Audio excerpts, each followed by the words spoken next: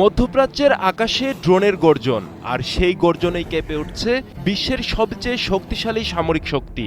ইরানের একের পর এক ড্রোন হামলায় পিছু হটতে বাধ্য হয়েছে আমেরিকার বিমানবাহী রণতরী ইউএসএস আব্রাহাম লিঙ্কন।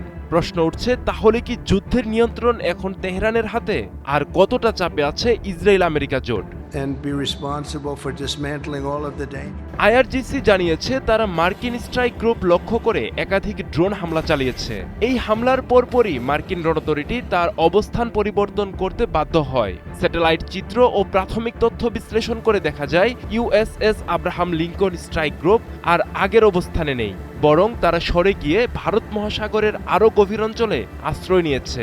সামরিক বিশ্লেষকরা বলছেন ইরানের ড্রোন প্রযুক্তি এখন শুধু প্রতিরক্ষা নয়, আক্রমণেও ভয়ঙ্কর কার্যকর। কম খরচে তৈরি ড্রোন দিয়ে বিশ্বের সবচেয়ে ব্যয়বহুল যুদ্ধজাহাজকে সরিয়ে দেয়া, এটাই ইরানের নতুন যুদ্ধনীতি। গত ২৮ ফেব্রুয়ারি থেকে ইসরায়েল আমেরিকার যৌথ বাহিনী ইরানে ব্যাপক হামলা শুরু করে। পাল্টা জবাব দিচ্ছে ইরানও। ড্রোন, ক্ষেপণাস্ত্র এবং ইলেকট্রনিক ওয়ারফেয়ার সব মিলিয়ে এক নতুন ধরনের যুদ্ধ কৌশল দেখাচ্ছে তেহরান। বিশেষজ্ঞরা বলছেন ইরান এখন সরাসরি সংঘর্ষে না গিয়ে শত্রুকে ধীরে ধীরে দুর্বল করে দিচ্ছে।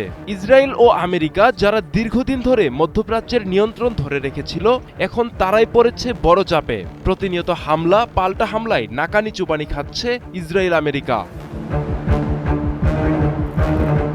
ইরান গত কয়েক বছরে তাদের ড্রোন সক্ষমতাকে বহু গুণে উন্নত করেছে, বিশেষ করে স্বল্প খরচে দীর্ঘ পাল্লার নজরদারি ও আক্রমণ চালাতে সক্ষম ইউএভি প্রযুক্তিতে। সামরিক বিশ্লেষকদের মতে এই ধরনের ড্রোন হামলা সরাসরি বড় ক্ষতি না করলেও শত্রুপক্ষকে কৌশলগতভাবে অবস্থান পরিবর্তনে বাধ্য করে, যা যুদ্ধক্ষেত্রে গুরুত্বপূর্ণ প্রভাব ফেলে। পারস্য উপসাগর ও আশপাশের অঞ্চলে মার্কিন নৌবাহিনীর গতিবিধি নিবিড়ভাবে পর্যবেক্ষণ করছে আইআরজিসি। অন্যদিকে মার্কিন নৌবাহিনী তাদের যুদ্ধজাহাজ ও বিমান বাহিনী রণতরীগুলোকে নিরাপদ দূরত্বে সরিয়ে নেওয়ার মাধ্যমে ঝুঁকি কমানোর কৌশল নিচ্ছে।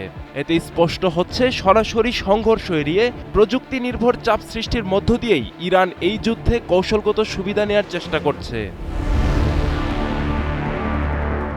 ইরান এখন শুধু প্রতিরোধ করছে না, বরং পুরো যুদ্ধের গতিপথ নিয়ন্ত্রণের দিকে এগিয়ে যাচ্ছে। ড্রোন হামলার এই কৌশল ভবিষ্যতের যুদ্ধের ধরনই বদলে দিতে পারে। একদিকে মার্কিন সামরিক শক্তি, অন্যদিকে ইরানের অসম যুদ্ধ কৌশল। শুরু হয়েছে প্রযুক্তি বনাম কৌশলের এক নতুন অধ্যায়। মধ্যপ্রাচ্যের যুদ্ধ এখন আর শুধু শক্তির লড়াই নয়, এটি কৌশল, প্রযুক্তি আর মনোবলের যুদ্ধ, যেখানে একটি ড্রোনের ঝাঁক পিছু হটাতে পারে হাজার কোটি ডলারের যুদ্ধজাহাজকে।